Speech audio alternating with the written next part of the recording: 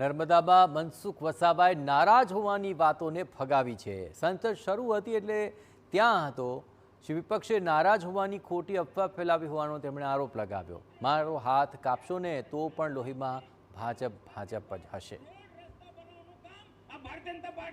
મનસુખભાઈની દીકરીને ટિકિટ નથી મળી એટલે મનસુખભાઈ સખત નારાજ છે એટલે પ્રચારમાં નીકળતા નથી। આ ખોટી વાતો કરે છે, બધા લોકો જાણે છે।